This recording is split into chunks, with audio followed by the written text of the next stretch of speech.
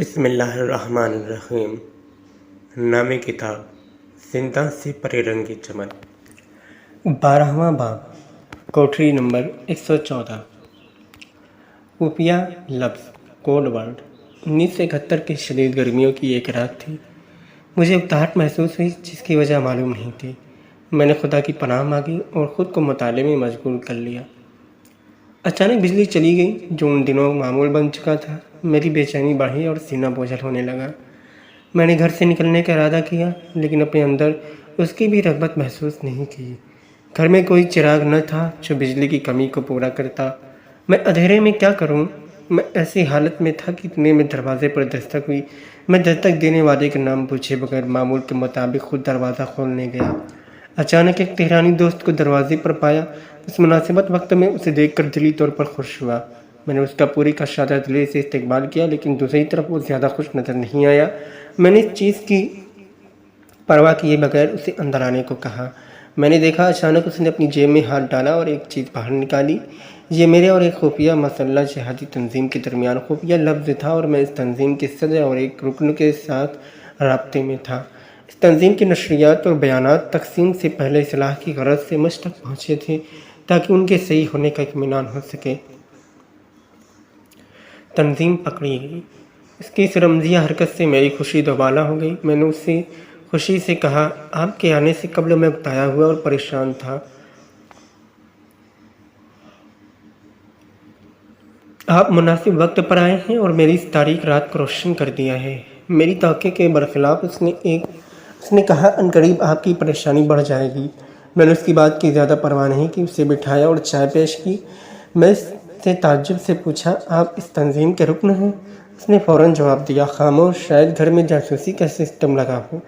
مجھے اس کی بات پر تعجب ہوا۔ میں نے ہنستے ہوئے کہا، میں ایک طالب علم ہوں، میرے گھر میں کون جاسوسی کا سسٹم لگائے گا؟ اس نے کہا، نہیں، معاملہ آپ کی سوچ سے بڑھ کر ہے، میں آپ کو وضاحت سے بتاتا ہوں۔ اس نے مجھے تھوڑا سا خمیر طلب کیا تاکہ کمرے میں موجود سوراخ بند کر دی۔ میں حیرت اور کچھ پریشانی کے عالم میں اس کے لیے آٹا لے کر آیا۔ وہ سوراخ بند کرنے کے بعد بیٹھا۔ میں نے جلدی سے کہا، بتائیے کیا ہوا ہے؟ وہ تھوڑی دیر سر جھکائے بیٹھا رہا، پھر میری طرف دیکھ کر بولا، سب کچھ ختم ہو گیا ہے۔ میں نے کہا، کیا مطلب؟ اس نے کہا، تنظیم پکڑی گئی ہے، سب دوستوں کا پتہ چل گیا ہے اور بعض کو گرفتار کر لیا گیا ہے۔ پھر اس کی باتوں سے مجھے پتہ چلا کہ جن دو افراد کے ساتھ میرا رابطہ تھا ان کو گرفتار نہیں کیا گیا۔ اس نے مجھ سے کہا، میں آپ کے لیے پیغام لایا ہوں، تنظیم سے مربوط چیزیں اپنے گھر سے نکال لیں۔ پھر اس نے نشریات کے بارے میں تفصیل سے بات شروع کی جو مجھے اصلاح کے لیے بھیجی گئی تھی۔ اس نے کہا، فلاں نشریات کو طلب کر دیں اور فلاں کو باقی رکھیں اور انہیں تہران میں فلاں شخص کو بھیج دیں۔ میں نے پوچھا، آپ ان نشریات کو تہران لے جائیں گے؟ اس نے کہا، نہیں، آپ اپنے مخصوص طریقے سے بھیجیں۔ میں چپ چاپ بیٹھا دیکھتا رہا اور وہ مجھے بتاتا رہا کہ مجھے کون سے کام انجام دینے ہیں۔ یہ ساری باتیں سن کر میں بہت پریشان ہو گیا اور وہ مجھے اس حال میں چھوڑ کر چلا گیا۔ ڈائریوں اور کاغذات کی ضبطی۔ یہ گرمیوں کا وسط تھا، دن گزرتے گئے اور خزاں کا موسم آن پہنچا۔ شہنشاہیت کی 25ویں صدیاں گزرنے کے حوالے سے تاغوت جشن منانے کی تیاری کرنے لگا۔ امن و امان کی صورتحال بگڑ گئی اور اسلام پسندوں کے گرد گھیرا تنگ ہو گیا۔ مہر کا مہینہ آیا۔ میرے پاس کیونکہ ایک عالم اپنے اہل و عیال سمیت مہمان تھے۔ ہم دونوں لائبریری کے ساتھ مہمان خانے میں بیٹھے ہوئے تھے۔ لائبریری کا ایک دروازہ مہمان خانے میں کھلتا تھا۔ ہمارے سامنے دوپہر کے کھانے کا دسترخوان بچھا ہوا تھا۔ اچانک دروازے کی گھنٹی بجی اور کچھ دیر بعد کمرے کے دروازے پر دستک ہوئی۔ میں اٹھا اور دروازہ کھولا تو اچانک میری زوجہ کہنے لگی، ساواکی دروازے کے پیچھے ہیں۔ مجھے ان کی بات سے تعجب ہوا اور میں نے کہا، آپ کو کیسے پتہ چلا ساواکی ہیں؟ انہوں نے قسمیں کھانا شروع کی کہ وہی لوگ ہیں۔ شاید انہوں نے دروازے کے شیشے پر ان کے سائے دیکھے ہوں، لیکن سائے یہ نہیں بتاتے کہ کون لوگ ہیں۔ وہ مکمل اعتماد اور وثوق سے بات کر رہی تھی اور بار بار یہ کہہ رہی تھی کہ مجھے یقین ہے وہ ساواکی ہی ہیں۔ شاید یہ بات انہیں الہام ہوئی ہو۔ میں گیا اور دروازہ کھولا۔ وہ ساواک کے کچھ لوگ تھے۔ ان کے خیال کے مطابق میں روپوش تھا، لہذا وہ خوش ہو گئے۔ میں ان کے چنگل میں پھنس گیا ہوں۔ وہ گھر میں گھسے، برآمدے سے ہوتے ہوئے لائبریری میں گئے اور کتابوں کو الٹنا اور کھنگالنا شروع کر دیا۔ ایک اہلکار کمرے میں پڑے اوراق اور کاپیاں جمع کرنے لگا۔ اس چھاپے کے دوران میری بہت سی ڈائریاں اور اہم کاغذات ضائع ہو گئے، جن میں سے ایک کاغذ بھی واپس میرے ہاتھ نہیں لگا۔ میں کھڑا انہیں دیکھ رہا تھا کہ شاید وہ لائبریری کی تلاشی پر اکتفا کریں اور مہمان خانے کا دروازہ نہ کھولیں تاکہ مہمان خوفزدہ اور تنگ نہ ہوں۔ میں یہی بات سوچ رہا تھا کہ اتنے میں ایک اہلکار نے دروازہ کھولا اور مہمان کی طرف بڑھا، ان کے پاس بیٹھا اور ان سے سوال پر سوال کرنے لگا۔ انہوں نے تمام کتابیں چھان ماری، پھر گھر میں ہر جگہ کی تلاشی لی۔ مجھے یاد ہے ایک اہلکار میرے بیٹے مشتبہ کے جھولے کے پاس گیا جو اس وقت 9 یا 10 ماہ کا خوبصورت اور معصوم بچہ تھا، اور اسے دیکھ کر ترس کھانے لگا۔ ان لوگوں نے میرے بہت سارے کاغذات ضبط کر لیے اور مجھے ساتھ لے گئے۔ وہ مجھے گاڑی میں بٹھا کر ساواک کے دفتر لے گئے۔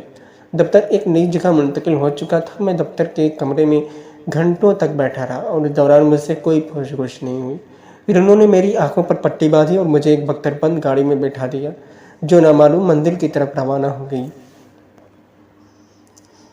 مشہد کی سیاسی جیل۔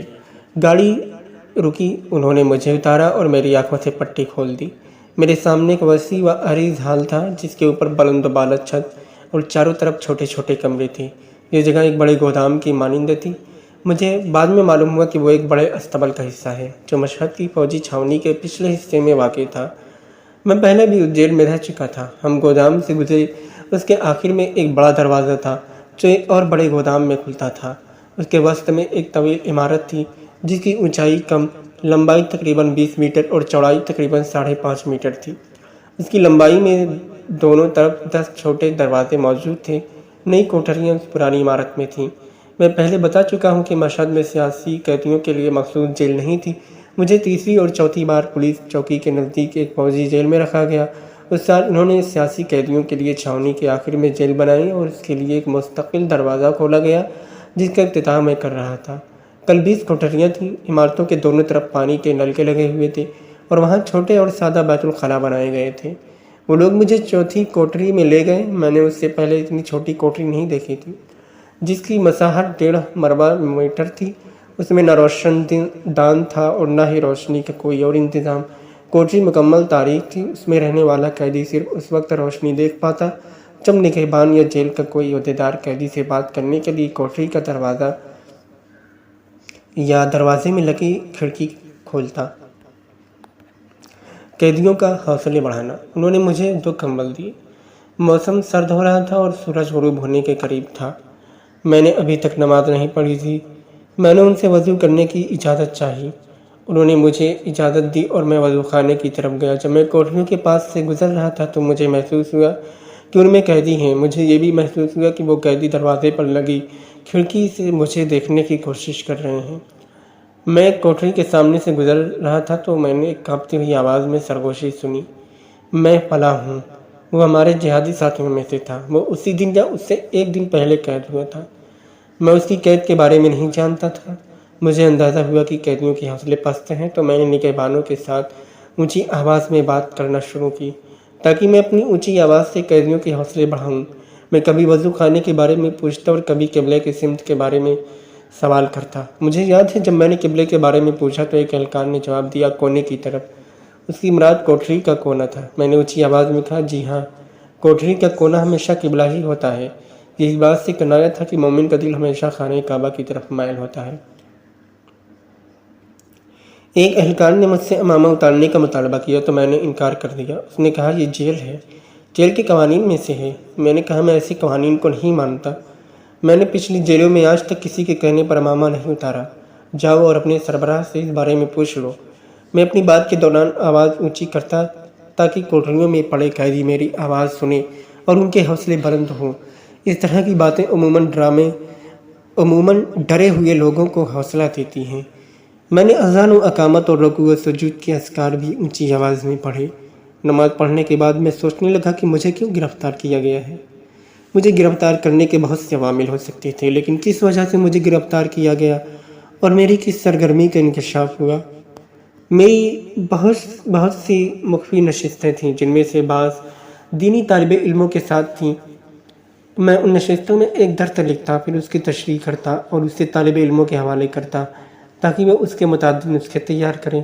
ان دروس کا محور اسلام کا مزاحمتی پیغام ہوتا تھا۔ ان میں سے ایک نشست میں 6 طالب علم، دوسرے میں 3 اور تیسرے میں صرف 1 طالب علم شریک ہوتا تھا۔ یہ طالب علم افغانستان سے تعلق رکھتا تھا جو بعد میں افغانستان کی کمیونسٹ حکومت کے ہاتھوں شہید ہو گیا۔ اس حکومت نے افغانستان کے علماء کی ایک بڑی تعداد کو شہید کیا۔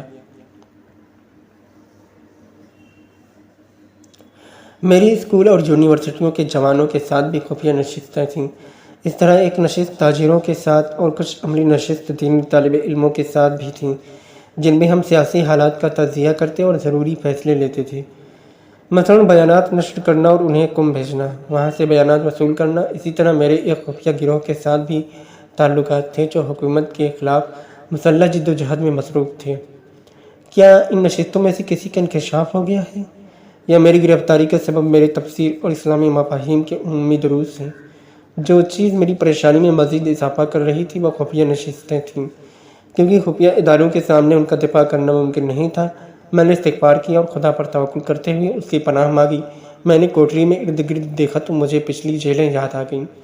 مجھے لگا کہ میں جیل کی فضا کا عادی اور اس سے مانوس ہو چکا ہوں۔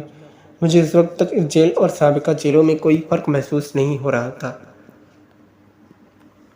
اینک پہننا ممنوع ہے۔ کچھ دیر بعد ایک اہلکار آیا اور مجھ سے مطالبہ کیا کہ میں اپنا سامان جمع کروں۔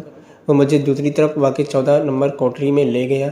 یہ پچھلی کوٹری سے کچھ بڑی تھی لیکن اس سے زیادہ تاریک تھی، یہاں تک کہ میں اپنے ہاتھ میں موجود تصویر کو بھی نہیں دیکھ سکتا تھا۔ اگلے دن میں جیل کے روزمرہ کے امور سے آگاہ ہوا۔ کوٹری کا دروازہ دن میں 3 مرتبہ کھانے اور 1 دفعہ صفائی کے لیے کھلتا تھا۔ وہ لوگ صفائی کے لیے قیدی کو جھاڑو پکڑاتے تھے۔ اگلے دن دوپہر کے وقت میں کھانا کھایا اور کچھ دیر کے لیے سو گیا، پھر جاگا اور نگہبانوں کو آواز دی اور وہ میرے پاس آیا تو میں نے اس سے کہا میرے پاس کچھ رقم ہے، اس سے 1 تربوزہ خرید لاؤ۔ اس نے کہا ٹھیک ہے۔ پھر وہ کچھ دیر بعد تربوزہ لے آیا۔ میں نے اس سے پوچھا تمہارے پاس چھری ہے؟ اس نے کہا جی ہاں۔ وہ کوٹری میں داخل ہوا، اس کے پاس چھری تھی۔